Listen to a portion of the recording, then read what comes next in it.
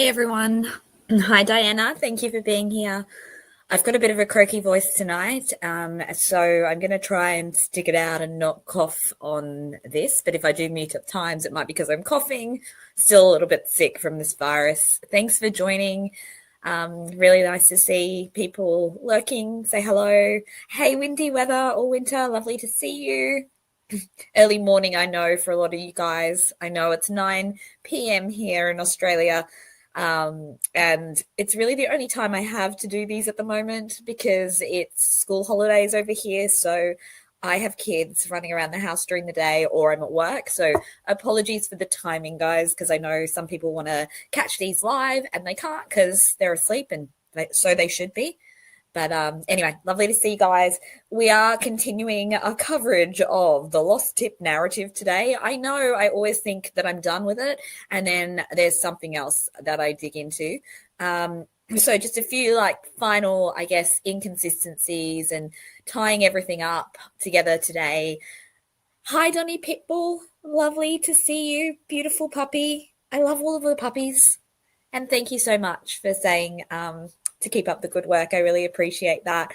It's definitely not easy to be a content creator in Delphi because, or anyone involved, I suppose, on social media in Delphi, because it certainly is a difficult community. So lovely to have positive words said. Thank you so much.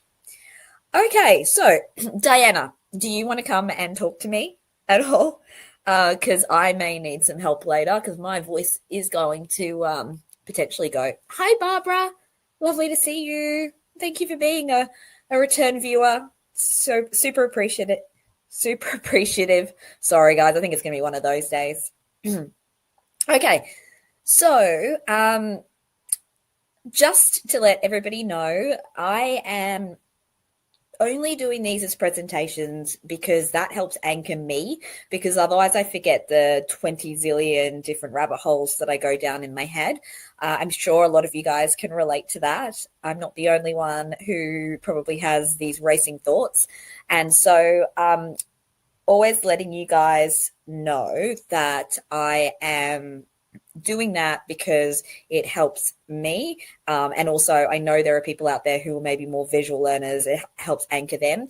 I'm not doing that because I'm trying to be a professor. Okay. Hi, Elizabeth Jones. Lovely to see you again. Really good to see you. So yeah, just wanted to let you know that, guys, I'm not trying to be a professor.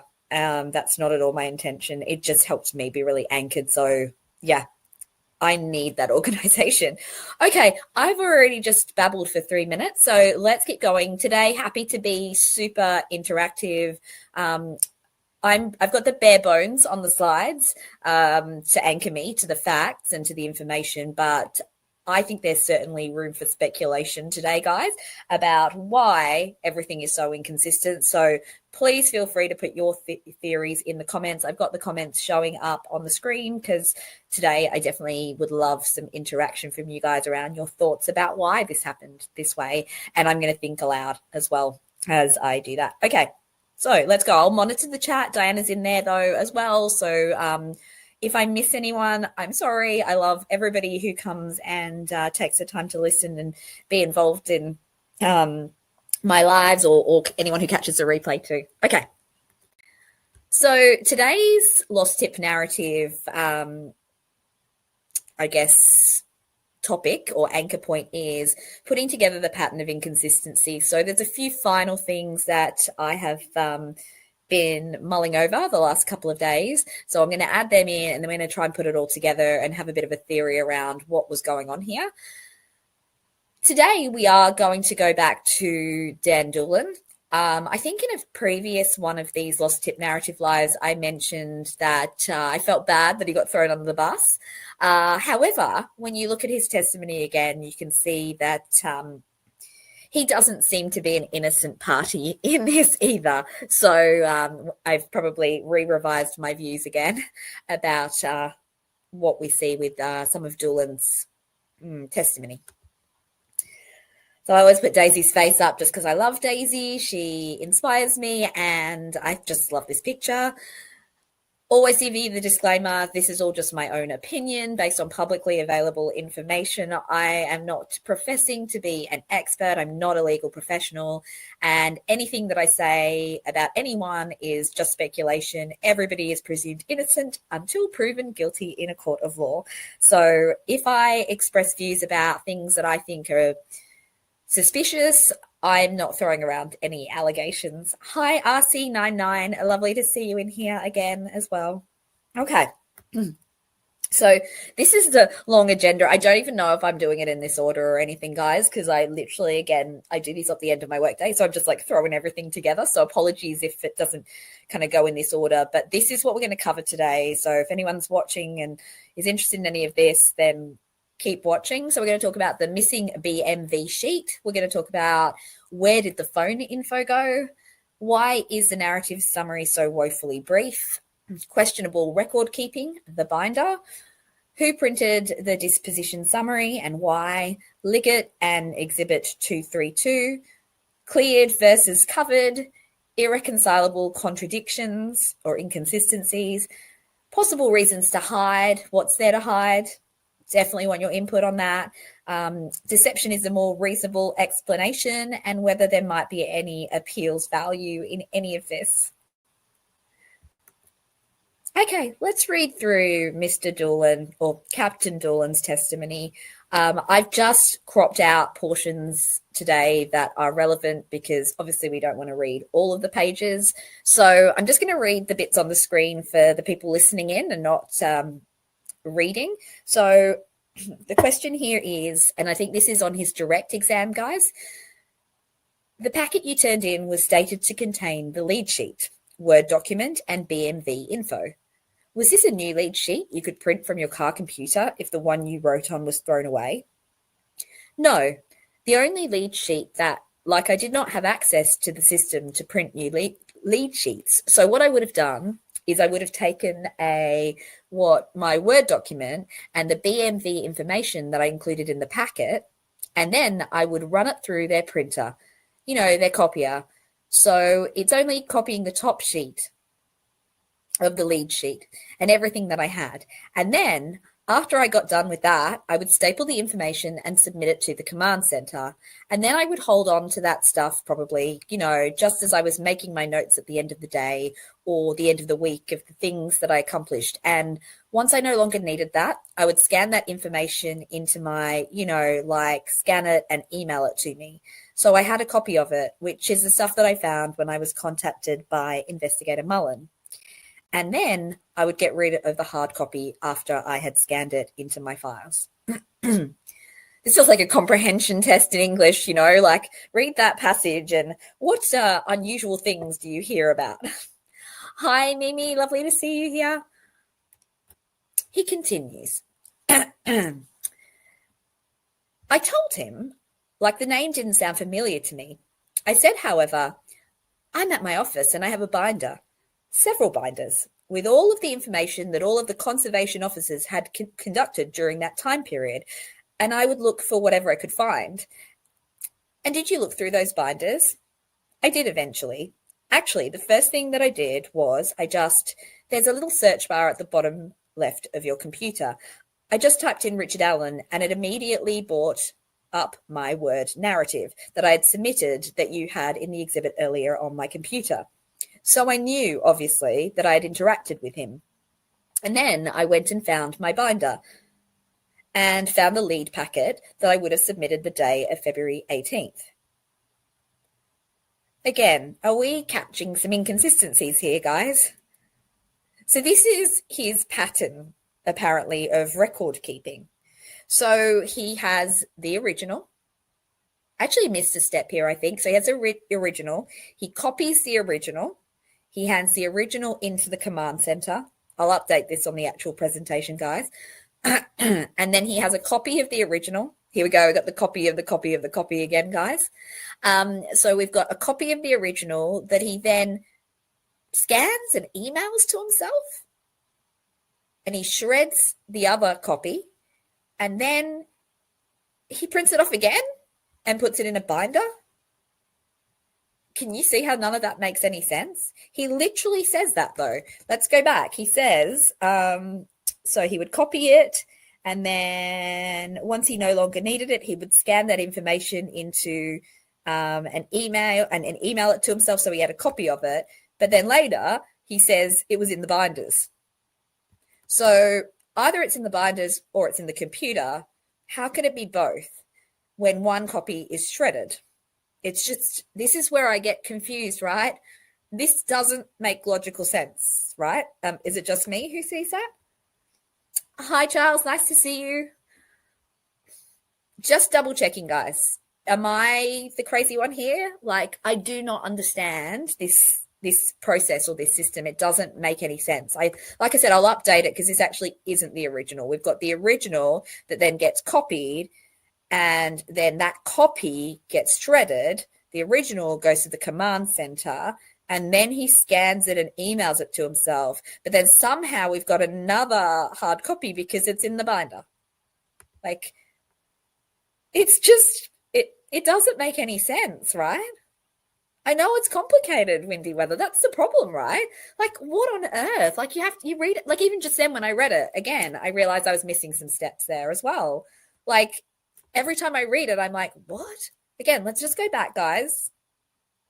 So he says, after I got done with that, I would staple the information, submit it to the command center, and then I would hold on to that stuff probably, just as I was making my notes at the end of the day or the end of the week of the things that I had accomplished. And once I no longer needed that, I would scan that information into scan it and email it to me so I had a copy of it. But then he says that he eventually went back to the binders. So let's see here. And then I went and found my binder and found the lead packet that I would have submitted that day. So, again, guys, I would love your thoughts on this. Am I misinterpreting this? Or is that what he's saying? Diana says he's such a liar. So I think, Diana, you're seeing that logic issue there too, like me, but or other people. Charles, come on. What do you think? Because you're the one who believes that Rick is guilty. You're pretty clear about that. How do you make sense of this stuff with Doolin? Anyway, I'll come back to the chat. If you guys have comments, let me know. So now we'll look at Doolin's submission. So he says, I'll just go through the little bit of testimony again. So did he give you an indication of which direction the three girls were headed? He says, not that I recall. And then he says, the question is, okay, after you completed the interview with Richard Allen, you've done your Word document, you ran the BMV information. After you've gathered all of that, what do you do? What did you do next? And he says, I make essentially a packet of the lead sheet that was provided to me, and I put my Word document, and then I put the BMV information and photo and staple it together, and I return it to the command center. I provide the phone information to the investigators that are working on the technology aspect of the case, and then I submit the lead sheet and packet back into the command center. USA Libertarian, so many copies of copies and so many lost records. Exactly, right? So again here, we're now hearing that he... so I'm just reading the chat. So Elosa says, sounds like they consolidate the notes so it's in order and easy to read. Yeah, I agree. It does sound like there's some consolidation. I just guess what my concern is that, why wouldn't you then just leave it here on here? I mean, I also just think, isn't it unusual that Dan Doolin, who wasn't one of the lead investigators, he says he never followed up that tip ever again. And as we remember, he was on the stage at the press conference just a few days later, and he never ever thought of this guy again until 2022. Why did he have it in a binder? I mean, this is a double homicide investigation. I'm just not sure why he had that material in a binder in his office when it was already given back to the command center, and surely the lead detectives had it. It was on Orion. It's complicated. It doesn't make sense to me. But what we're seeing from his submission of the paperwork is that the packet he provided to the command center included the lead sheet, the Word document, the BMV info, and the photo, all stapled together. So that was all sent to the command center. So that matches some of the exhibits that were, I think it's 229, 230, 231, and 23. No, yep. I can't remember. We'll come up to the exhibits later, but these are the exhibits that he said he found.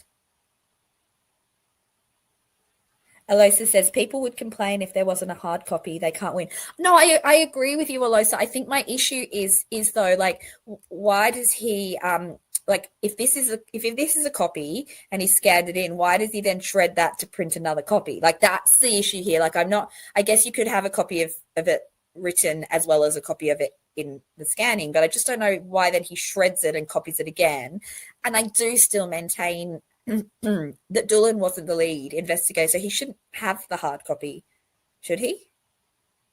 It's I don't know, like, it sounds really weird. Yeah, but Charles, I understand, like, maybe they could lose the that like evidence could get lost if something gets burnt down or whatever. But what I'm getting at here is more the illogical kind of way that he's kept it. Not that he kept it even. I mean, I do still think he probably didn't need to have that. I think there were other potential storage options within the actual command center. But the big issue I've got is that this didn't need to be shredded, did it? Like, this could have just been kept. Like, this is like, okay, at my work, this is like we receive the referral from the doctor and we scan it in, we shred that referral, but then we print it again. Now, the only time we would do that would be if this was the administration job and this was the therapist's work. But here we've got, this is all the same person. So, like, I totally understand if this copy in the binder was found in, Mullen's office or Holman's office, but this is all Doolan. I think that's what I'm getting at, because I think, like I said, this pattern here is quite consistent with what we would have in any sort of administrative setting, right? We scan the original and we don't need it anymore. But what doesn't make sense for me is why the very same person's then printed it and put it into a binder when he's not doing any further follow-up on it. This isn't a different person who's done that. That's what's confusing. So I'm just going to read the chat again. We take all notes that are scrambled, we consolidate them, get rid of all the notes and store them. And Charles says, these cops aren't famous for their intelligence. Is every note you make intended to be evidence in a criminal trial? Would it not have been easier and less paper to scan and save all? Yes, agreed. I mean, this, it's more, what I'm getting at here more than anything else is the illogical aspect here of destroying a paper copy after you've scanned it only to print it out again pretty much obviously the same time and put it in a binder. That's what I'm not understanding. Sorry, I've labored that point a bit, guys, but it's mind-boggling for me. I couldn't figure out any logic behind it. And it reminds me obviously of what we've talked about before with Kathy Shank, where she says that her whole job was to organize the bankers' boxes into folders and then scan them, but then we've got this printout instead of a scan in 2019. Again, it's just the illogicalness of all of this. Like, okay, we could say one person's illogical, but now we have multiple illogical people, and that's when we start to say that's a pattern, right? I mean, they've used circumstantial evidence against Rick, and yet the circumstantial evidence against the, I guess, law enforcement involved in this, to me, actually seems like a stronger case. Would you not agree? Exactly, Elizabeth. You'd put the original in the binder. You wouldn't shred it and go, now I'll just print it again. Like, it just seems very strange. So USA Libertarian says, do you know why we delete records to not be used as evidence? Yeah, 100%. Okay. So with his submitting of it, there's another issue here because we've now got two streams of submission. So he basically submits the packet, which is all of this stuff, to Command Center. Fair enough. That sounds like a normal process. But he also does provide phone info to the investigators working on the technology aspects of the case. He literally says that. So first question is, how does he provide that? Sorry, I had hair on my mouse pad, guys. Sorry about that. So first of all, I'm querying, how has he provided that phone info? Have they just got another copy of that? And who are the investigators working on the technology aspects of this case? I'd be asking, like, where have they stored it? Because where is that, right? So now we should have, how many sheets of paper? We should have the lead sheet, that's 1, the Word doc, that's 2, the BMV info, that's 3, and we should have whatever he wrote on or did to give the phone info to the investigators in the technology, that's 4 pieces of paper. And yet Kathy Shank's magical discovery is only the lead sheet. We don't have the Word document, we don't have the BMV info, and nobody seems to know where the phone info that was provided to the investigators has gone. So just going through these exhibits again. So this here is the original, apparently, the copy of the original that he made and scanned and then printed again. To me, this is a good way to explain why there's none of the handwritten notes on the back, because it's a copy of a copy, and the back page, he even says that in his testimony, therefore wasn't copied. He only copied the front page. So then we have his Word document. This apparently has come from Doolan's binder. So this was not found by Kathy Shank. And fair enough, maybe this was shredded by the command center because it's just a copy of what's in the narrative summary. So I'm not too fussed. I wouldn't be too fussed about that being missing. I guess you guys would probably agree. That's not that suspicious. But why is this missing? Like, why is the BMV printout missing? Would they not have wanted to keep a copy of that? So this copy was definitely found in the binder. This is part of Dan Doolan's stuff that he was keeping in his binder. You can tell that because if you look really, really closely, you'll notice that there are the faintest of holes punched that match exhibit. I just read S and I was like, what's S? States Exhibit 229. But why was there no copy attached to the Orion tip lead? Kathy Shank didn't mention finding this, right? Okay. And then we've got the disposition summary. Now, we don't know who printed this and we don't know where it was found because this has a print date of the 25th of the 2nd, 2017. And it was printed, I don't know why. Doolan does speak about it in his testimony, as this would have been done after he submitted his lead packet. First of all, then, it's not Doolan. He didn't find it. Kathy Shank doesn't mention finding this. So who found it? Because it wasn't just printed yesterday. It's printed on the 25th of the 2nd, 2017. So where was this piece of paper hanging around? So you see how we've got all these different pieces of paper and information, and yet we can't see any of it. We don't even know where any of this information has come from, except for the special stuff that Kathy Shank found. I'm not going to read through his testimony here. He's just saying that's the updated sheet, so I won't worry about that one. Okay, so that's kind of the end of the first part, which is just looking at Dan Doolan and how his testimony doesn't seem to match with the documents that have been found. And then obviously the bizarre copying and printing process of Dan Doolan. And then, yeah, I think that's the main points I'm making. Sorry, guys, I'm a bit scattered today. I think that's the main 2 points. Oh, and the fact that he provided the phone info to investigators, and yet we don't know which investigators, and we don't know what he provided, how he provided it, and what was done with it. We all know the phone info is a big issue. Alosa's asking how many hands were invested in this case. I don't know, Alosa. I can't tell you who potentially is has a vested interest in this. I don't know. I mean, there's the same few names that come up over and over again. I don't believe that this is a conspiracy of everybody's involved. I really don't believe that the FBI are in this conspiracy. I don't believe that all of law enforcement are. I don't believe that the witnesses are. I'm not even sure. Yeah, I don't really feel like the families are at all. I feel, to me, like there is this sort of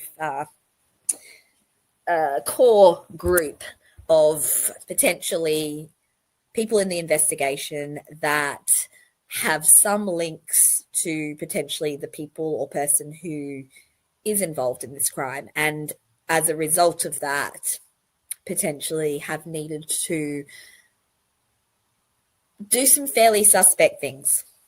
Now, I'm always really cautious about what I say because I don't want to go throwing around accusations at anyone. I always obviously caveat everything and every presentation with saying this is just speculation and my opinion. But yeah, Alosa, I do believe that there were people who sort of spoke up a bit. They may have been somewhat insulated, I suppose, from the full truth of what was going on, and we'll get to that obviously a little bit later. But I do believe that there was the one, I always forget his name. Hello, Crystal. Nice to see you. Thanks for joining. But there is that one law enforcement person who was in the documentary. Who does anyone know? What's the name of that guy? The guy that's in the documentary. I can't think of his name right now, but he said some things that made him believe that something was off here. And I think he ended up not losing his job, but leaving his job because of it. I read something about that. I think it's Thomas. Yes. Hello, sir. So, yeah. And we know that the FBI did not agree, with this investigation. Well, as far as I'm aware, they didn't. So, anyway. Yeah. So, I mean, it just always seems to be the same people whose names come up over and over again when we're dealing with the stuff that's suspect. And I think we all know the names of those people. So the next thing I'm going to kind of look at in terms of the lost tip narrative is the cleared status. And again, we have covered this to a degree before. Hi, Kay. Nice to see you. Thanks for joining us. Thank you, everyone in the chat, for contributing and being nice and kind to each other. Really appreciate that. Anyone who's lurking, feel free to join the chat. It's a friendly place here. Diana is going to ensure that if there is any trolling, that doesn't happen. But we don't tend to have trolls at this time of the day when we do the live. So I'm really, really happy that it's a safe place. But it will always be a safe place, guys. Okay, so, yeah, we're going to expand upon this cleared angle of it too. So now, correct me if I'm wrong here. Again, guys, I'm not law enforcement. So this is just research that I've done. So if I'm wrong about what usual practice is in law enforcement and you either have experience yourself or know about someone who does have experience, please feel free to let me know. But my understanding is that normal practice in investigations would be that leads are usually logged and tracked in a case management system like Orion. The status terms are standardized, for example, open, assigned, covered, unfounded. And if a lead is closed out, the system entry is updated, and that's the official record. So paper copies might be annotated, but when they are, it would usually be with initials, dates, or routing notes, e.g. see attached report, JD, 2nd of the 18th, 17. And you'd expect professional shorthand, not vague language. So the only thing I can speak from is my own work. And yes, we need to initial and date. And if we're crossing something out, we need to initial, we don't just write random things on official documents and scan them.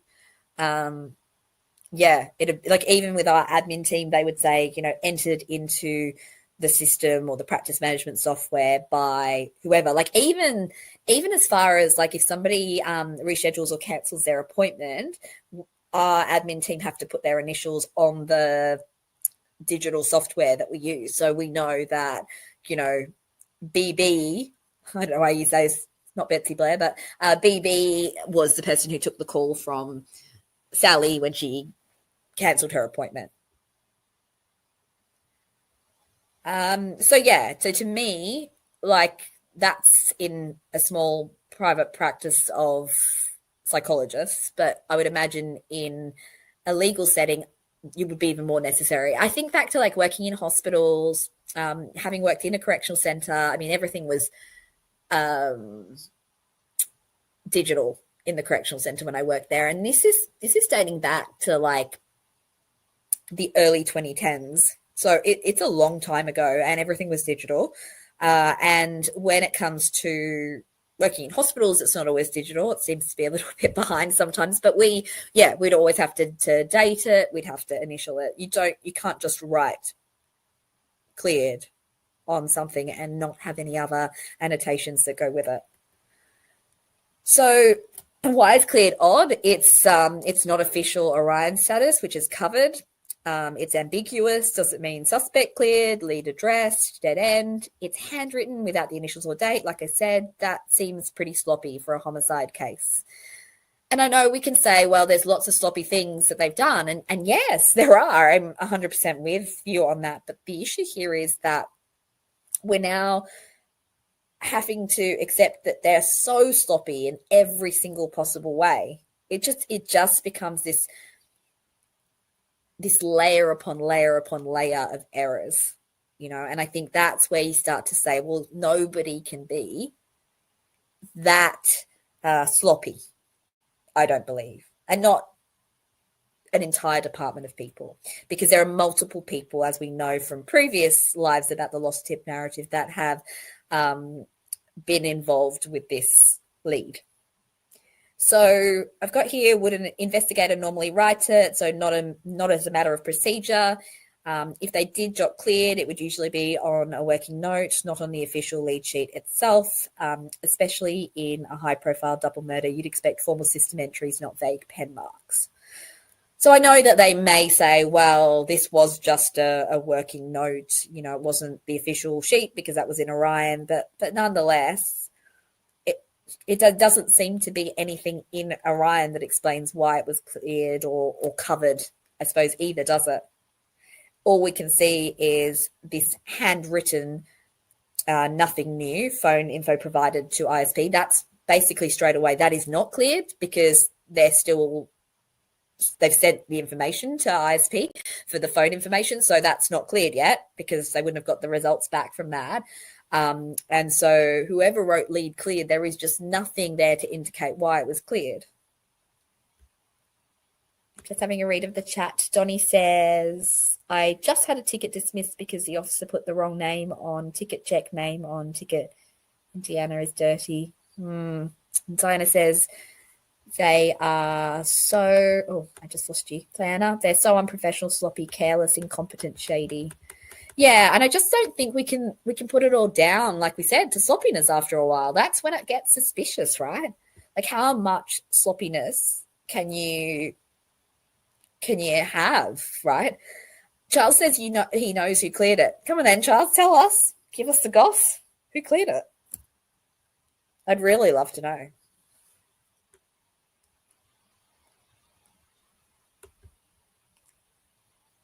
So again, with the cleared status, the only sheet with the lead cleared is Exhibit 228, the one Shank says she found in 2022.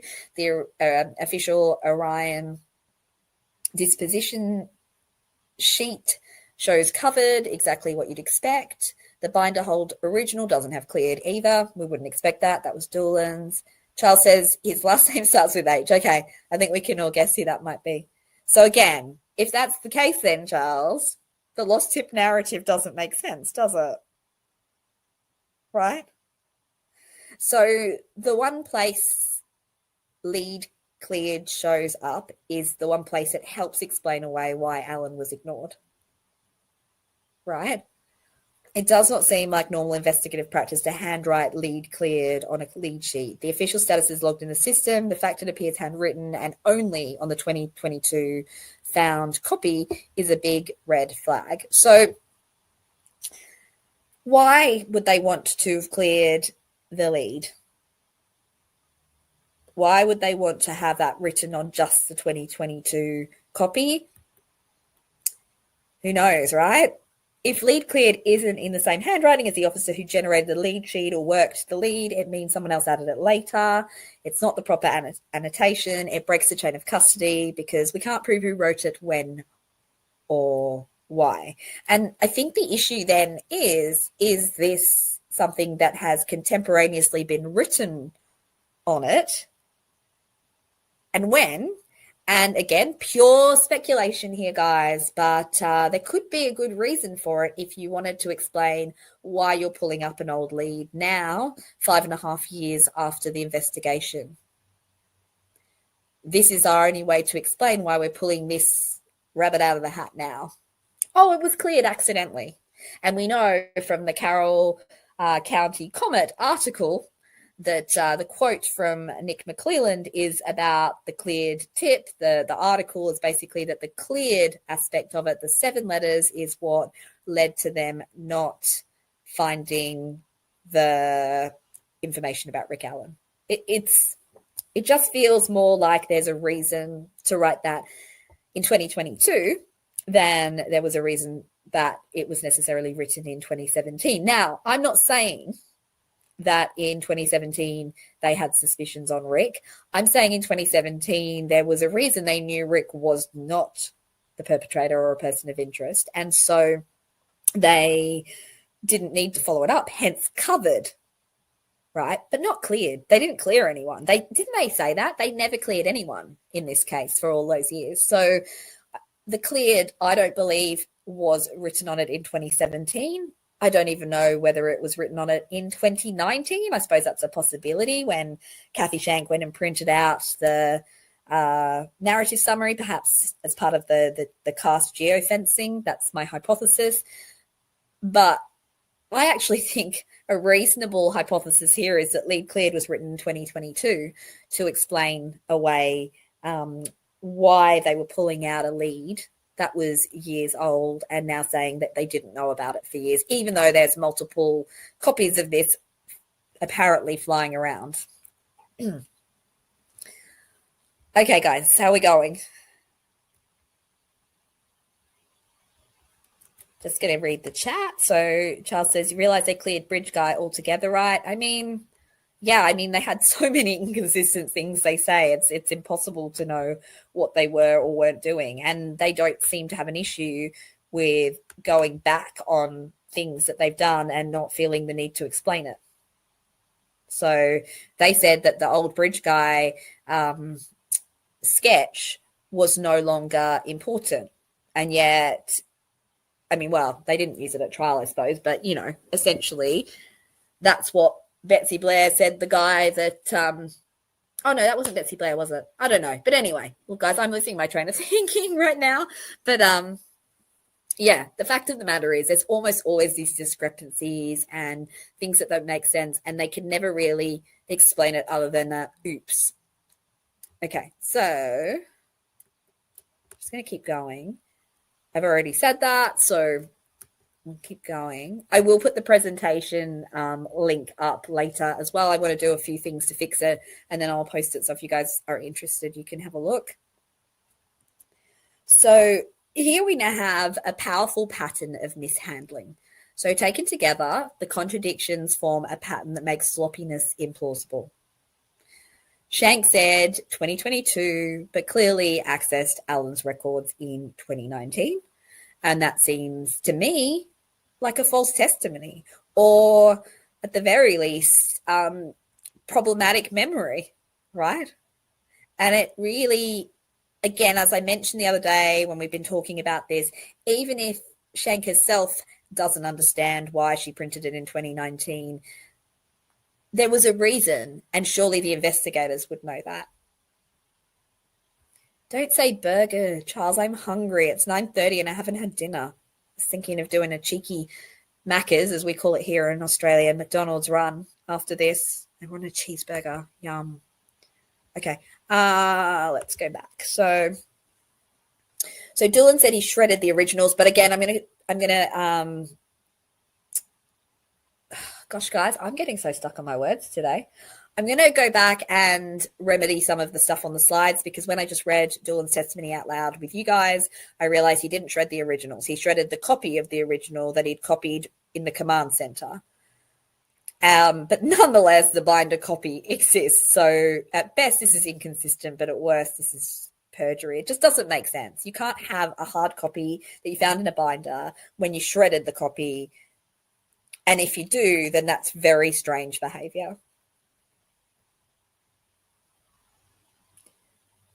Sorry, guys, I'm not keeping up with the chat, but I know Diana is. So sorry if I'm actually missing it. I will go back and have a look in a minute. What have we got here? So the lead cleared appears only on the 2022 box copy in different handwriting, not a system term, suggests potentially tampering or retroactive addition. The BMV printout is missing from the original, the official file, but present in the binder, which again is suspicious. Is that mishandling or suppression of exculpatory information? Who printed the disposition summary, which is, I think, 131, and why? And I actually did look into this, and I haven't got it in the slides, so I will look into it further and update the slides. But what is the reason they would print that disposition summary out? I don't know. I believe that would be to be put in some sort of case binder or whatever, a lead binder that the investigation team, like the lead investigators, would have, not Dan Doolan. And remember, that was printed on the 25th of February, 2017. So again, another piece of paper. We don't know where they found it from, where they dug it up from, because it was definitely printed then. Is this appeals worthy? I mean, again, I'm not a legal professional, and I'm sure some of the legal professionals involved in this case will probably tell me, no, I'm wrong, wrong, because that's what usually is the case. But I feel like it seems like it could be at least part of the case. It's a pattern of perjury and mishandling that undermine the fairness of the trial, right? What do you guys think? So I will go back to the chat now, and I will try to kind of get through the comments. But yeah, what are everyone's thoughts? Does this seem like it could be appeals worthy?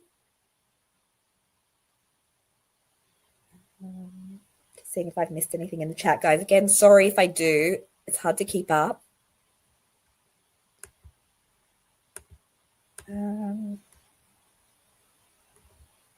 Just going to put Kay's comment on the screen. It's fascinating that not one has broken and spilled the beans as yet, considering the amount of very bad people involved. It's mind-boggling. Yeah, I think it is. Like, it is interesting because usually, I guess, the more people involved, you would expect someone to crack. I guess we've seen some cracks in some ways. Like, we've got some comments by Elvis Fields that are concerning. We've got, I believe, Brad Holder and Patrick Westfall kind of turning on each other and things. Now, I'm not again saying that they're necessarily involved, but there's some unusual things that have been said and done. In terms of in the investigative team, I suppose one's not going to crack on the other because, I mean, this would be serious misconduct and they'd all get in trouble, right? So, you know, it's like if all of us were involved in a conspiracy together and we're all part of law enforcement. If I now decide to jump ship and go and say, oh, well, it was all Diana's fault. Diana decided to do this. Well, then I would end up getting in trouble too because I'd covered it up too, I guess. So, yeah. Yeah, anyway, I don't know. I don't know. Any other comments before we move on? I'm just having a look through. Sorry if I've missed your comment, guys. And let's put up, here we go. We've got USA Libertarian says, I think the quote was, we identified the first sketch and cleared him. If that's what you refer to, I've wondered if they were talking about Rick. Yeah, I mean, who knows? Potentially, right? Okay.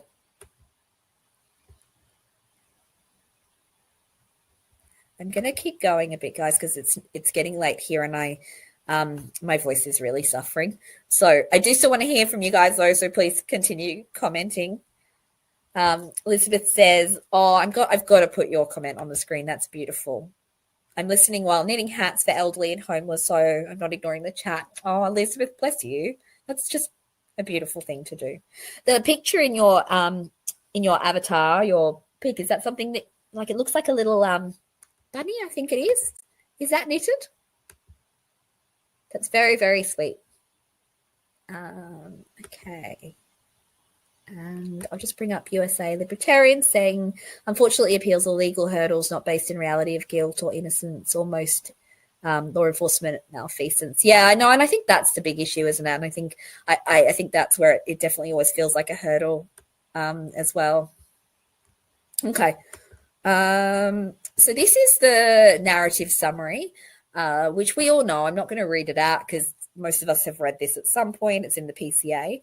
The reason I have it on the screen is because the next point that I wanted to raise was the thin narrative summary.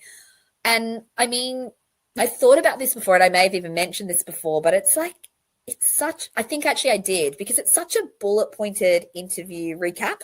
That's why I said just a bullet pointed interview recap.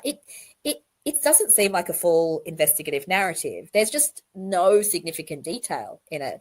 There's no detail on tone, demeanor, or inconsistencies in Alan's answers. There's no context, what questions were asked, what prompted answers. There's no exact words, or there's not a lot of detail at all in it. And I think I said previously, like if that was the note I took for an interview with a patient, I would be in a lot of trouble.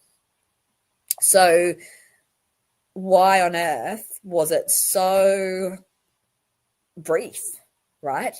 If we compare that to normal investigative narratives, now I obviously haven't read lots of these, but I've seen, no, I haven't probably ever seen a narrative from a witness, but you would expect that they would span multiple paragraphs and pages. You think they would capture verbatim statements, timestamps, officer observations, recommended next steps. Now, he says who were the three girls, but other than that, there really just isn't a whole lot of detail here. And, you could say, well, he didn't think that Rick was suspicious, but, like, it doesn't matter. He was still on the trails at the time that is the key period, right? Elizabeth, it's the teddy that you made. Oh, it's beautiful. I love it. I'm just going to bring up some comments. Here we go. USA Libertarian says, appeals mostly involve what was presented at trial. And since the shenanigans with the tip weren't exposed, it would be hard to appeal on that basis. Yeah, I think that's the case, right? Because nobody actually called them up on it during the trial. Yeah, it's a shame. Okay. So, yeah, I mean, what are some explanations for having this thin narrative summary? I mean, one explanation could be dismissiveness.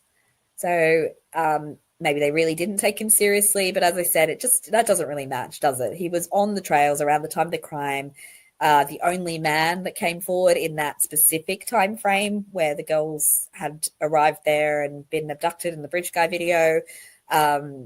Even if he wasn't a person of interest, he would still be a key witness, as would Bree Wilbur and Rayleigh Voorhees and all of the others that we know about that weren't forgotten about. Now, I don't know, obviously, what was included in their narrative summaries. We know that interviews seem to be missing, recorded over. Some people weren't interviewed.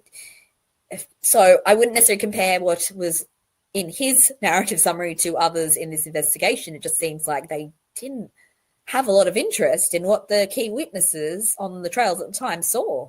It just doesn't make any sense, right? Let's go back to the chat.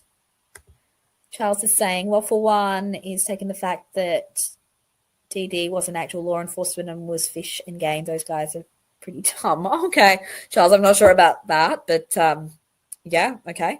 And Johnny says, if you go back and look, most were involved with the Masons in some way, shape or form. I have heard that. Yeah.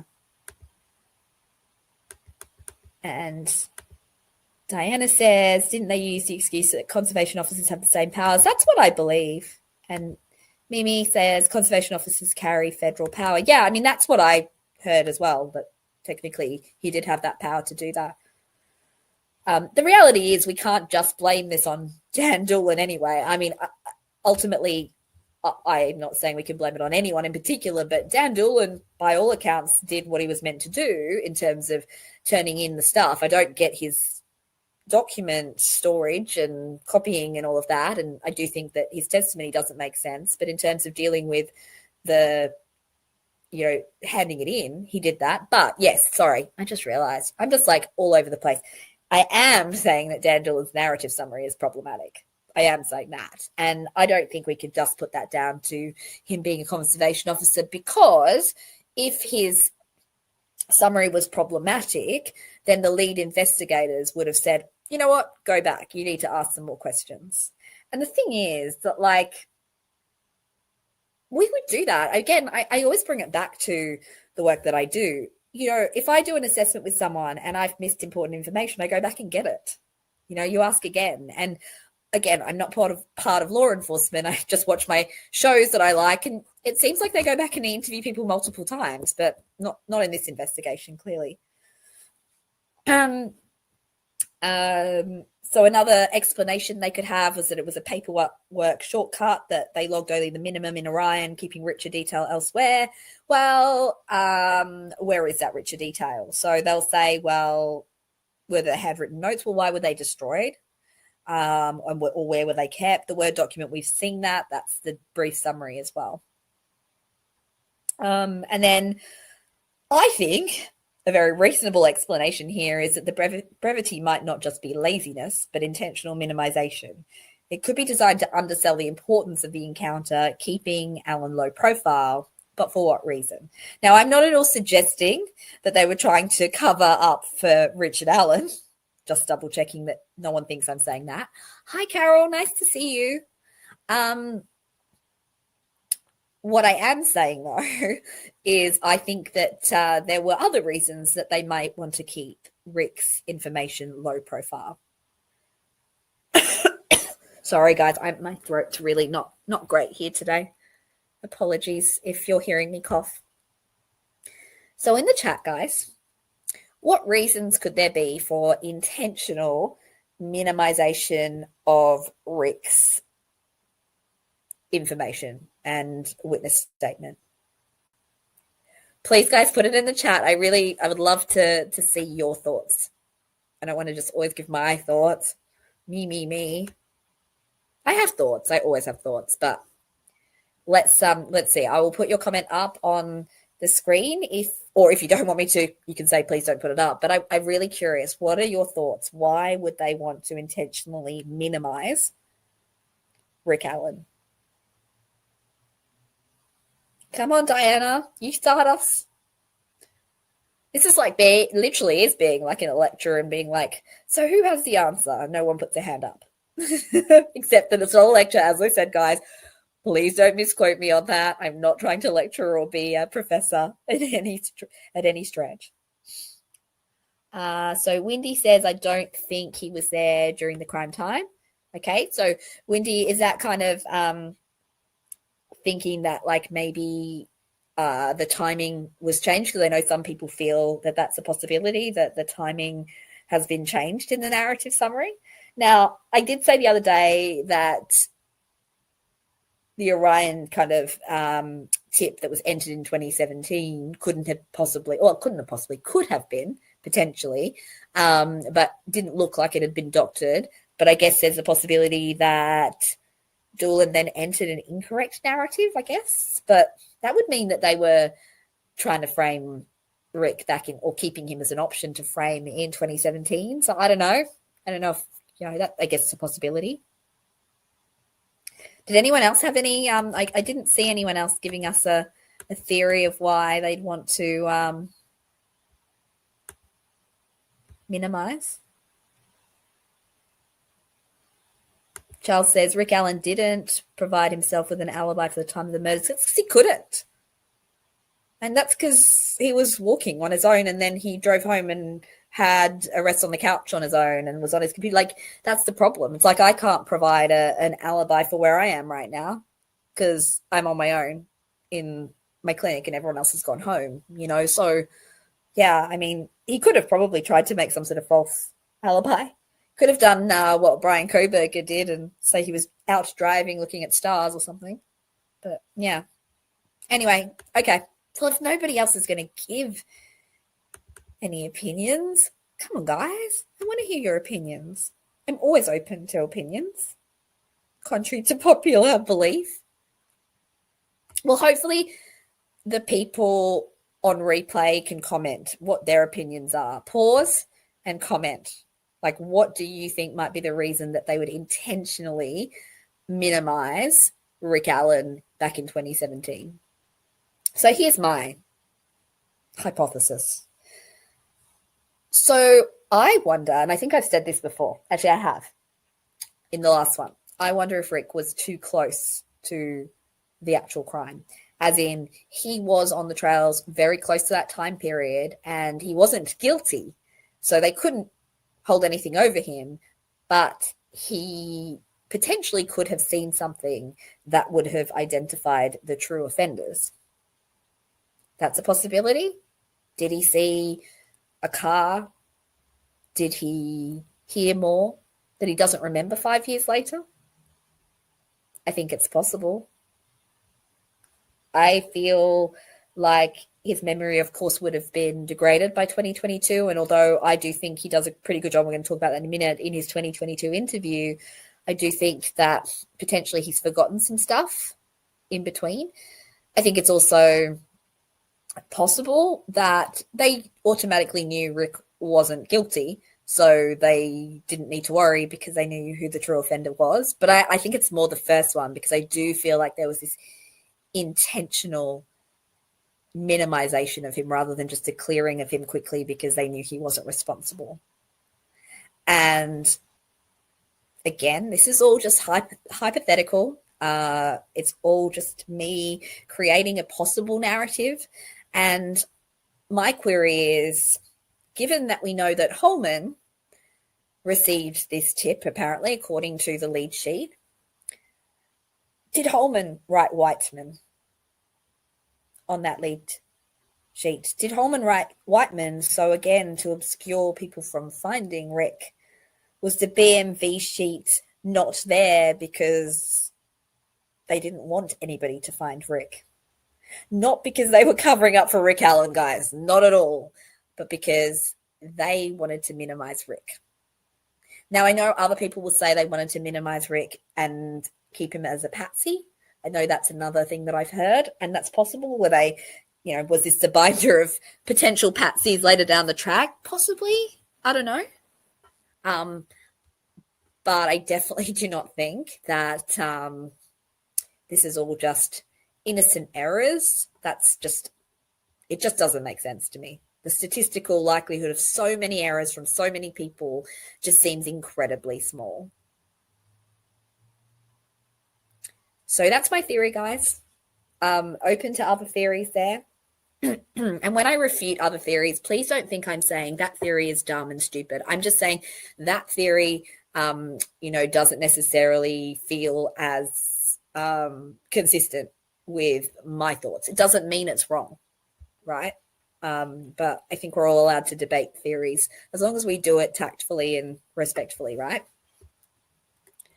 So just a little bit more. I mean, we'll go back to some of the theories in a bit, but if we compare the narrative summary to the 2022 interview, as I said before, the 2022 interview has quite a lot of detail. Rick talks at length about his walk, the girls, the vehicles, what he was doing, what he noticed. He does talk about what direction the girls were going on. So if we go back to Doolan's testimony, there was that question. Did he say which direction the girls were going in? He said, no, I don't think so. I've always believed as well that Rick did not see 3 girls at the Freedom Bridge. I believe he saw the 3 girls closer to the Mears entrance. Now, that goes with what he says in 2022. He says they're headed back towards where the cars were parked, which is the Mears entrance. And it matches the timeline that I've suggested. I know that's not popular, guys, but I think it's a possibility. I know other people have the possibility that he saw 3 other girls as well. That's another possibility that could be looked into as well. But I just think that there was a disinterest in having much identifying information in there. I mean, it's quite easy as well to get the Freedom Bridge trailhead mixed up with the trail split because people seem to use those names interchangeably. So it's also possible that Doolan there was being incompetent in terms of, not incompetent, sorry, don't want to say that, Doolin. Not necessarily going to allege you're incompetent, but maybe that was a mistake, because they also said he was at the Farm Bureau building. I mean, even that, now I'm thinking about it, did they intentionally not say he was at the CPS? And do you want to know why I think that, guys? Because this is going to come up in the next presentation. Because I have long entertained the possibility that Rick did park at the CPS in the lot, and not because he is the 127 car going past the Hoosier Harvest Store on the footage. I don't believe that, and not because I think he's a perpetrator, but because we know that there are sightings of what seems like two different cars parked around that area that day. We've got the older car that Brad Heath and Betsy Blair talk about, and we've got the small black, possibly crossover SUV car that other witnesses talk about. And that car seems to be seen more in the 1 to 2 time frame. I think there's one person on the PCA, I think it's McWhirter, who says that he sees that car parked there. It's weird. It's confusing. The wording in the PCA is confusing, but he sounds like he's saying it's like 218. But the issue with that as well is that the state never called McWhirter to provide any testimony. So who knows? It says he was driving past the Hoosier Harvest Store or something like that at a particular timestamp. So again, we don't know, was that after he passed the CPS or before? Anyway, I'll get to that when we talk about the Hoosier Harvest Store and the CPS cars in a subsequent presentation. But what I'm saying here is now I'm thinking about it, was Dan Doolin trying to obscure where Rick parked as a possibility, again, hypothetically? Because if the old car is parked where Brad Heath said it was, which was not at the CPS but down the road, then Rick would have come pretty close to seeing that car. Now, did that car move? I've talked about this before, and again, will come up in the next video. But yeah, I wonder, were they worried about what cars Rick did see? Because were the cars, or a car that Rick saw, potentially a problem? Who knows? Okay, guys, so just going back to this again. Carol says, if Rick was guilty, why would he admit to being there? I damn sure wouldn't. Right. Exactly. And admit to being there at the time, the bad time, the time that only the killers would know at that point. Because realistically, remember, how would anybody else know that Abby and Libby were dropped off at that exact time and abducted at that exact time, that many days into the investigation? You know, he called up or went into the police station on, what was it, the 16th? Nobody knew what time Abby and Libby had arrived there. I mean, still to this day, people questioning that. But, you know, nobody knew the timestamps. Nobody knew what time the Bridge Guy video was at. So literally then, Rick has given a detail that would be so inculpatory then if he is the murderer. Like, he would literally be putting himself in that key window. And it just doesn't make sense, because he could easily have said he was there earlier or later. And if it later came up, if he is the bad guy, the guy that did it, he could just say, well, memory, right? I wasn't sure. So yeah, I think somebody else said, who was that? I saw a nice comment up here, a fun comment here, is USA Libertarian, because he's a diabolical criminal genius. Rick is basically Zodiac. I love that. Yes, forensic unicorn is my term that I put with that too. It's just, it's a lot. So Charles thinks, though, that it would be a good reason to admit being there. I mean, I know that people who believe he's guilty say, well, if he admits to being there, it's because he's worried someone saw him, so he better tell the truth. Yeah, I guess so. I guess he could. But realistically, I mean, even if he saw the girls, let's say he walked past Bree Wilbur, etc., and he is the offender, which I don't believe he is, he could still say he left at 2, because he walked past those girls before 2. He could say he'd never walked to the Moan on High Bridge that day. Nobody saw him there. Or if you're worried that he thinks Betsy Blair saw him, I don't know. I mean, I just think, like, he could have said he left at 2 instead of 3. He's just giving a wide window which is what people do. People give a wide window. I think it was around from here to here. I don't see that as suspicious. And Mimi says nobody identified him exactly, but of course they lied to Kathy that day in interviews and made her feel absolutely confused and gaslit. Well, Charles, but if he covered his face, though, then he doesn't need to tell anyone he was there because he wouldn't think that anyone saw him, right?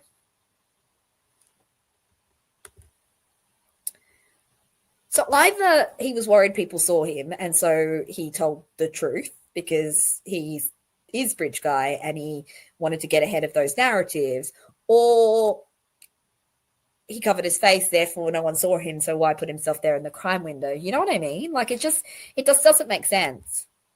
And ultimately anyway, what's he got to lose from saying he was there earlier and the girls could have been mistaken seeing him? Do you know what I mean? Like he's got nothing to lose, better than putting himself there at the actual time. Why is the only picture deleted off Libby's phone, bridge guy? I thought the only picture deleted off Libby's phone is Abby on the bridge, though, isn't it? I'm not sure. Mimi is saying he didn't know if his face was covered or not. A beanie is the headgear he most likely would have worn by his own admission. Yeah, it doesn't sound like he covered his face, right? And it wasn't that cold, so there wouldn't been a need to do that. When I say it wasn't that cold, it would have been freezing for me because literally anything even under about 20 degrees Celsius is cold. But for them, it wasn't that cold from my understanding. So, yeah, I agree with you, Mimi. He most likely, if anything, wore a beanie. He wasn't covering his face.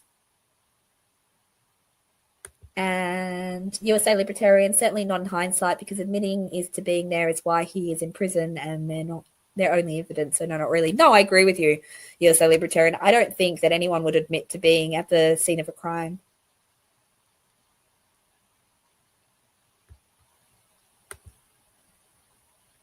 So, Charles, are you saying that the bridge guy video was deleted from her phone? Like I don't know, actually. Was it? I didn't think it was.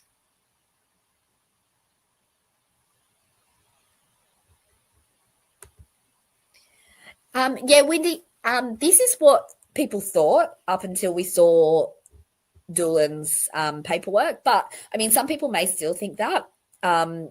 I think some people may change their mind because it doesn't look like the Orion tip could have been changed. Like I think it says something like last accessed. Actually, we can go back to it. Let's go back to actually I'll just share this tab instead for a minute. Sorry guys about my throat. This one here, it says last activity at the top, 19th of February 2017, and this has that timing of 1:30 to 3:30 in it. So, I mean, this I imagine would be hard to manipulate, this Orion sheet here. But, I mean, I don't know. I guess it's still a possibility as well. Okay, let's gonna get rid of that for a minute and go back to this. Okay. Sorry guys, I'm not keeping up with the chat very well today. Sorry if I don't put your comments up, guys. I'm not keeping up with all of this. I'm just going to put Carol's one up now. So is it really Abby on the bridge? I know this is another contentious issue. People have various opinions on it. I mean, I lean towards it being Abby on the bridge, but you know, I'm not averse to the fact that you know, some people are concerned that photo is doctored. USA Libertarian says, how many criminals admit to being at a murder before they have to, is a statistic that could be investigated. Yeah, I think so. I think, like, you know, they talk about people wanting to insert themselves into a case maybe, but I don't think it would be that common. I really don't. I think maybe like him, okay, let's say he's the perpetrator. He may be worried that he's then walked past some people and say he was on the trails that day, but he wouldn't need to give the right time window, would he? And Diana says, thank you. You're doing great, Amy. Thank you, Diana. You're a wonderful cheerleader. I think Charles is talking about he thought he was in the Bridge Guy video.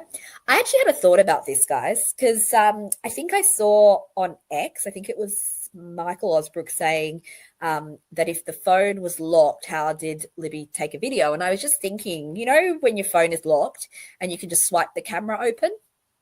Now, I do that sometimes, you know, like when you're, I don't know, at the beach or something, or, you know, you just want to get a quick picture and you don't want to open up the whole phone and you're taking pictures of stuff. I don't know why I said the beach, but, you know, and it's just a quick way of accessing the camera, right?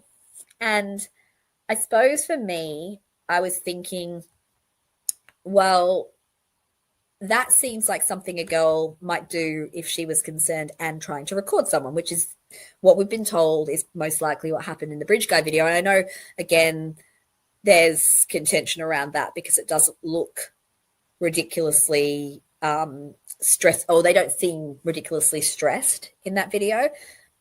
But my sense is that Libby did have a gut feeling that something was off and she didn't like it. And so she starts videoing because, again, even the way she's holding that phone and videoing is covert. So I wasn't sure when I first watched the video whether it was suspicious or not. But I think I always sensed that there is a level of fear in that video, that they may have known Bridge Guy, they may have known they were going across the bridge with him potentially, but they didn't really feel safe with him. I've also recently had a bit of a theory around a hypothesis around whether the young Bridge Guy walked across the bridge and met them on the other side, and the older Bridge Guy, the one in the video, is someone who arrives later. Because as we know that in the photo of Abby on the bridge, there is no one in the background. So maybe, you know, there was someone covertly kind of hiding. And so they didn't know him. Even if it's the same guy, he could have gone down that little path and be hiding. Who knows? I don't know. Or they could have walked past him and thought he wasn't dangerous. And then suddenly he's following them and they started to get scared. But yeah, I'm going off on like so many tangents here, guys. I have to put this one up, Charles. Lots of killers confess. Yes, they do. However, lots of people confess to crimes they didn't commit as well. So yes, people do insert themselves into investigations. I mean, Rick didn't really, though. He went there and did one interview and that was it. And he never followed up with them again. If he wanted to insert himself, why not do more?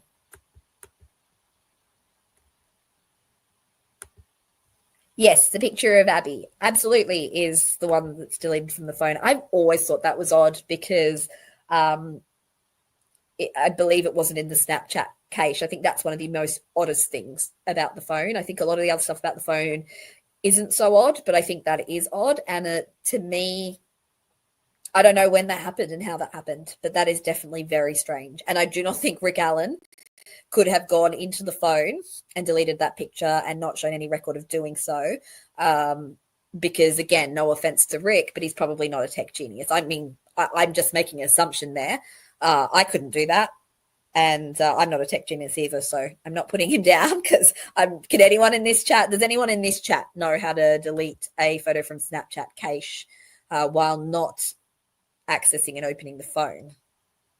It just seems a bit off, doesn't it? Okay. Just going to put one more comment up. USA Libertarian. He said he wasn't Bridge Guy and also didn't say he saw Betsy Blair. So going in because Betsy Blair might ID him makes it easier for BB to ID him, which he didn't.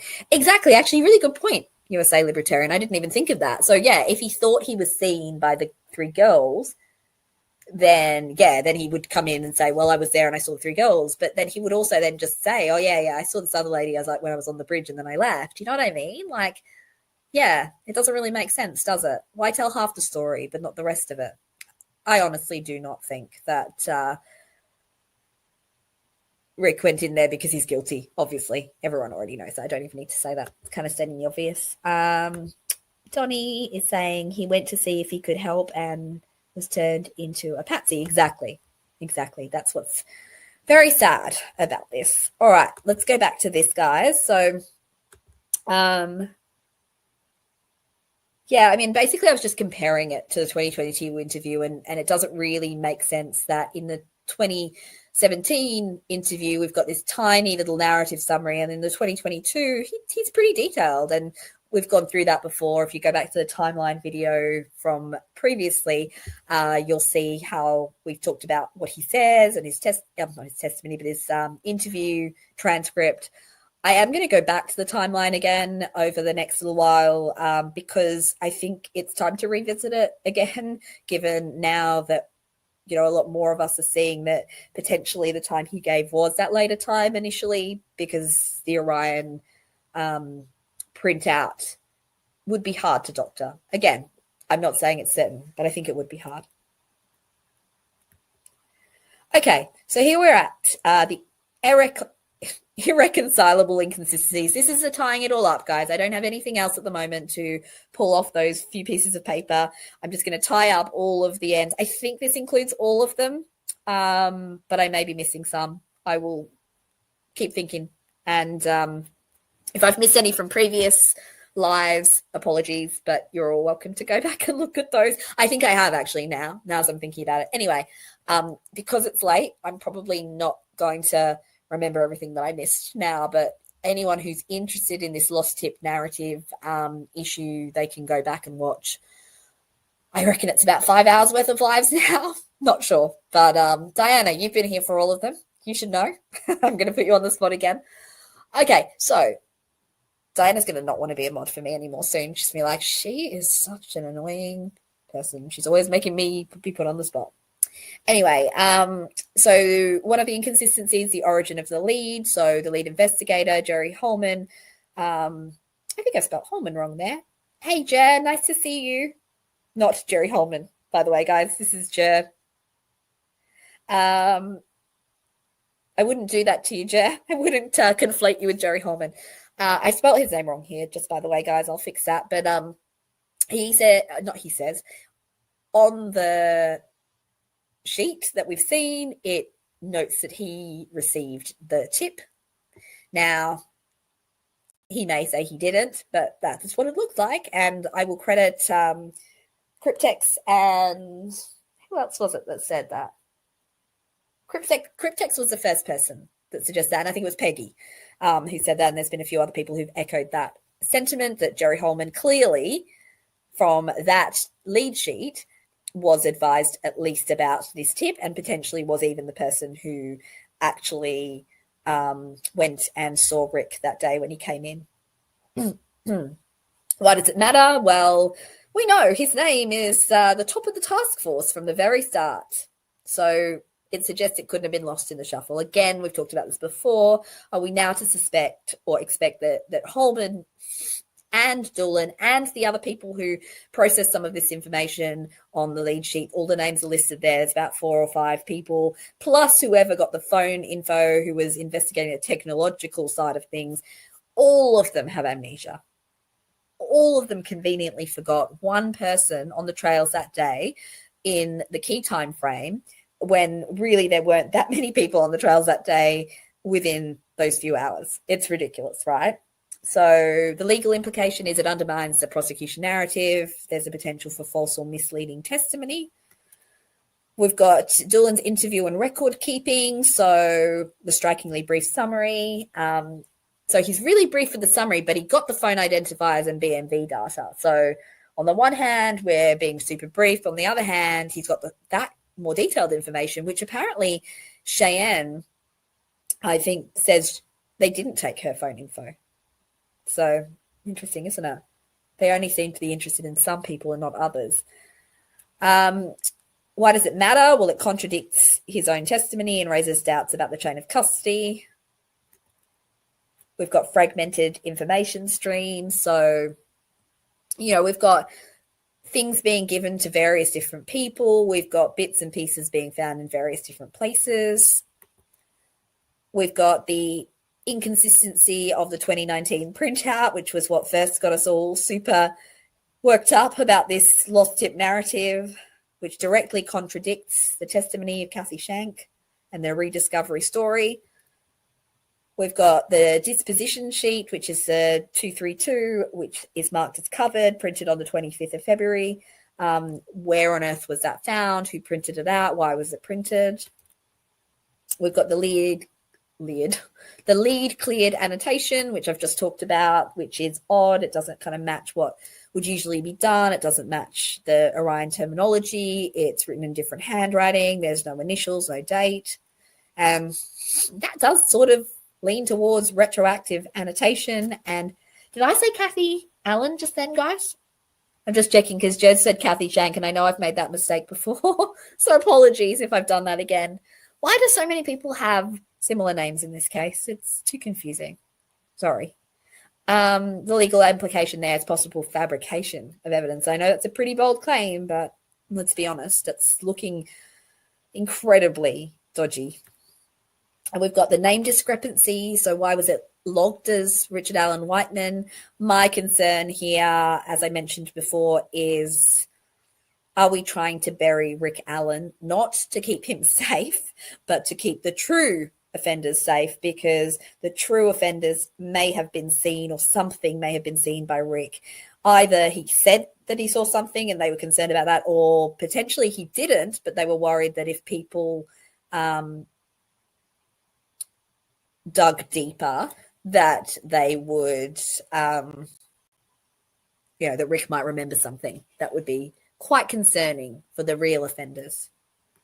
And we've got, these are just some cross-examination potential. Again, I'm not a lawyer, guys, but these are the questions I would have liked to ask. Miss Shank, you told this jury you found Mr. Allen's lead in 2022, correct? But in fact, you printed it in 2019, didn't you?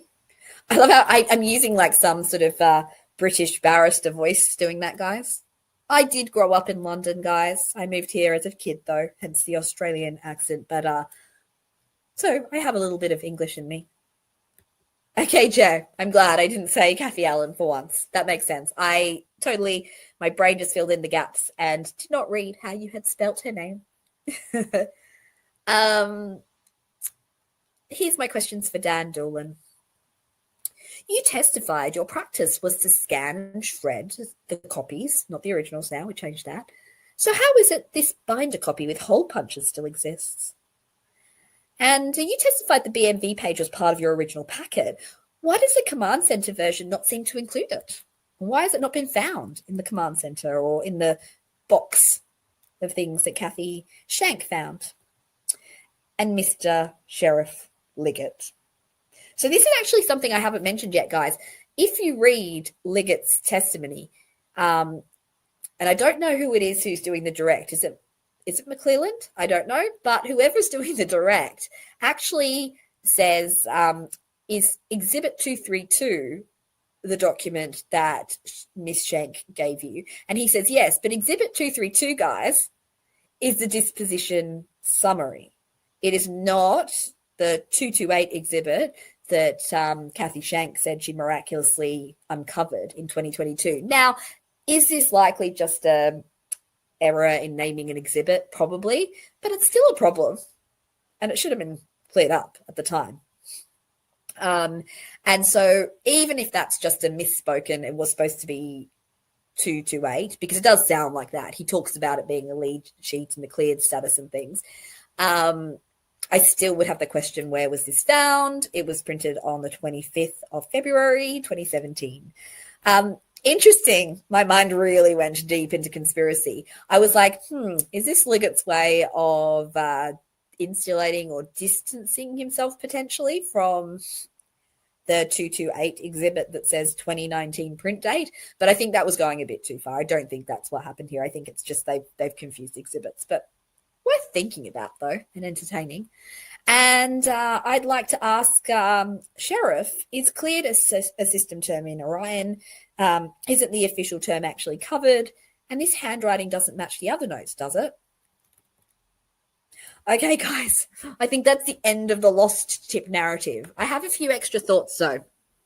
So you could say, well, if they wanted Rick to be buried because he may have some inconvenient information about the true offenders, why would they even put him into Orion? Like, why would they do anything? Well, my sense is they may have no choice, because Rick presented to the station himself, and there's a risk of him coming back again, isn't there? And saying, well, hey, I spoke to you before and, what's the follow-up? So it could kind of look pretty bad if they haven't got any document or any evidence of this person. Much more convenient to say it was lost.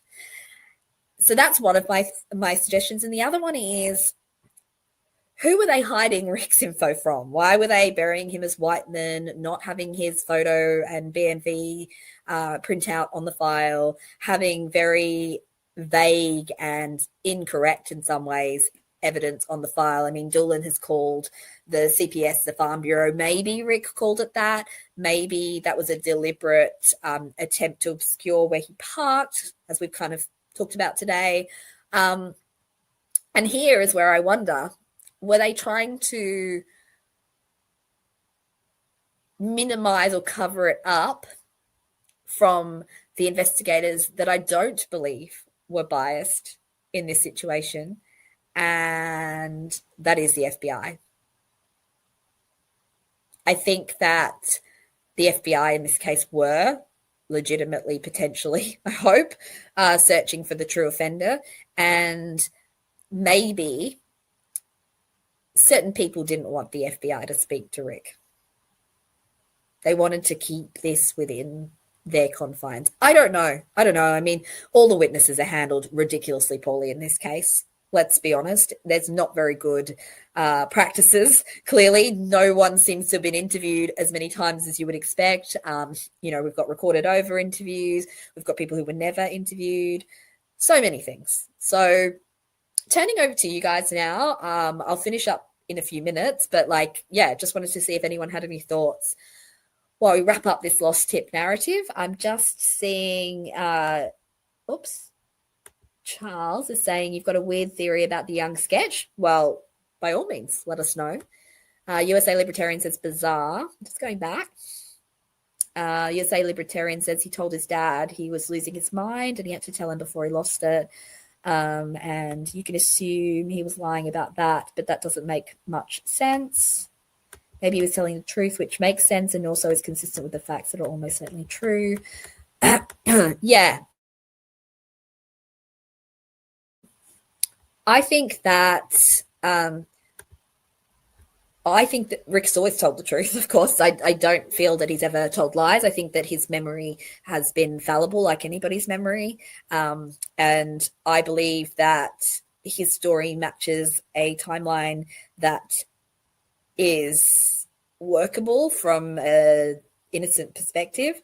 And that's the timeline that I will repeat again. And I did say today that I will repeat some things over again on the community page. I didn't mean I would just keep jamming things down people's throats until you listen to me because I'm right. What I meant was that I just hope that people may give the timeline I've suggested a really good chance, because I feel like most people just straight away go, no, that was the wrong time. Nope, that was the wrong time. I may be wrong and there may be inconsistencies in my timeline, but I just feel like it would be it could be helpful to look at the alternate timeline, particularly in light of the Orion information looking like it hasn't been doctored. And so either we're to assume that Doolan deliberately obscured the time right back in 2017, or which to me seems less likely, or we're to assume that is what Rick said, and that is consistent with the timeline that I've mentioned, which will again tie in with the CPS cars stuff that I'm going to bring up soon too. And Rick just fell prey to the telescoping effect in 2022, where he thought the time was earlier. That is a known cognitive bias, guys. The telescoping effect isn't something I just made up. It's a known cognitive bias where people's recollection of time is not particularly accurate. We all know that. That's pretty easy for us all to kind of assume that we're not going to be super accurate 5 years later. But we also do notice that people tend to squash things closer together as time goes on. So his anchor was seeing his parents that morning. That was the time anchor. And I think that's the anchor that he he stuck with, and not stuck with, but, he remembered 5 years later. And as such, maybe he pulled the time up a little bit earlier. But even then, I mean, even in the interview, he says, could have been earlier, could have been later. Like, I think he even goes up to a time of 1:45 for leaving. So, he's not really rock solid. The walk that he describes is not a lengthy walk that would take, from 12 to 1:45. He doesn't do an hour and 45-minute walk. He walks to the bridge and then back and sits on the 5-a-side bench for a few minutes, he says. So, that's not going to take an hour and 45 minutes. So if he's saying he's not sure if he left even as late as 1:45, then there's a possibility then that he arrived at 1 and left at 1:45, which is exactly what the timeline that I've suggested kind of marries up with. And that marries up with him seeing the two cars parked at the Mears, the sedan and the SUV, being Kelsey German and Betsy Blair. And I know I sound super gleeful when I say that, but that's because, I do really feel it fits. And I'm excited because, Andy said we need to attack the timeline. If we're going to help Rick, we need to attack their timeline, the state's timeline. And I feel like the possibility that I have thrown out has done that. It is not agreeing with the state's timeline. It has some markers that do, but there are a lot of fundamental differences. So please, guys, keep an open mind to the timeline, not to prove me right, but to help Rick, because we need to have a timeline that makes sense. Okay, guys, sorry. I was just going off on a tangent then. I could see that Charles was talking about maybe law enforcement being the perpetrator and some catfishing. And Elizabeth is saying maybe the girls had arranged to meet a guy each. Those whispers on the video still creep me out. Yeah, it's really hard. And the fact is that they're standing on the other end and they're kind of standing still, and it's like they're waiting. And Libby is already talking about going down the hill. So, yeah. Oh, Diana, I love this point. Actually, we were recording part 3 of the psych stuff yesterday, and we were talking exactly about this point, Diana. I don't know when we're going to get to doing that together because we haven't even done part 2 yet, and there will have to be a part 4 because we didn't finish yesterday. So, yes, for sure, you can still have moments of lucidity when psychotic. And so Diana says, look up videos about psychosis. I think the comparison I made yesterday when I was talking to the panel as we were doing the psych panel recording is it's like saying, well, a depressed person can't smile. Like, a depressed person is depressed most of the time, but it doesn't mean they can't have a moment of laughter or happiness. Now, obviously, if someone's severely depressed, they may not even have one moment. And the same in psychosis. They may be so far gone that they just do not even have a moment of lucidity. But it's highly likely they could. Another thing that's really important is that people who are psychotic don't have a memory lapse where they don't remember anything. So they would still be able to tell some things that are true, and they would still also have confabulation, which is, things that are made up, essentially, and are more delusional. So, yeah. Diana says there are videos people film of themselves when they start to feel the psychosis coming on. Yeah, I actually, because I have a client, or I've had clients in the past who've talked about this stuff. And yeah, for sure, there are people who know or can feel it coming on. I have a friend as well who can kind of has a sense when things are starting to go awry. Yeah, so absolutely. I think that it would be really good. So Diana is saying, watch some videos about psychosis. I think that would be really good because I think there are a lot of misunderstandings about what psychosis actually looks like. And there are obviously lots of variations of it. We can't, say it's a one-size-fits-all approach, but yeah. Okay, guys, my voice is really dying. I really appreciate you guys for all. I'll keep it open for a bit longer because Diana's looking for a link for you guys. But I'm going to stop talking in a minute and I'm going to go and get that cheeseburger and go home and get some sleep and hopefully recover this throat. Thanks for sticking with me. I know a lot of you stuck with me for another long live stream. I hope I wasn't too rambly. I hope as well that I didn't miss too many comments. I am really open to everybody's point of view. So always offer it. Please comment. Feel free to send me an email as well if you want to. Here's the email address. Like, I'm always open. I know that certain people will say that I'm not, and they will say that that's what I'm sort of describing as bullying. But no, a difference of opinion or a debunking of something I have to say is not bullying. I don't see that as bullying at all. The only thing I see as bullying is nastiness and throwing insults at people and making people seem like they're stupid, which I think most people would consider as bullying. I don't think that's me being a victim. Anyway, guys, it's late. I'm tired. I'm just waiting for Diana, though. I will wait. Actually, Diana, how about you just comment on the video with a link, and then that way everybody has access to it, because sometimes the people on the replay are less likely to scroll through the chat. Thanks, Carol. So nice to have you here. I mean, I have to say, guys, we are at, I think, 335 subscribers, and you guys who join the chats are beautiful. Everybody is so respectful and kind and supportive and collaborative, and I appreciate all of you. I have said that I want to share the link next, or not next time, but at some point, if you guys want to come and have a chat with me. I know no one's super keen usually to do that, but I want to hear everybody's point of view, guys. I will almost always have my own rebuttals for things, but isn't that what debating is? But I definitely am not here to shut down other people's point of views. I'm here to consider them, but if I don't agree, I'm allowed to not agree, just as you are, guys. We're all allowed to disagree, and it doesn't mean that we are being mean to each other. Okay, and that's not what I consider bullying. Guys, you are wonderful. There is no bullying here anyway, so really appreciate you guys. Let's keep going, and let's see if we can uncover some more things. Let's try and uncover some more things aside from this lost tip narrative, guys. All right, all the best, guys. Really lovely to see you all. Have a good night, or good day for you guys.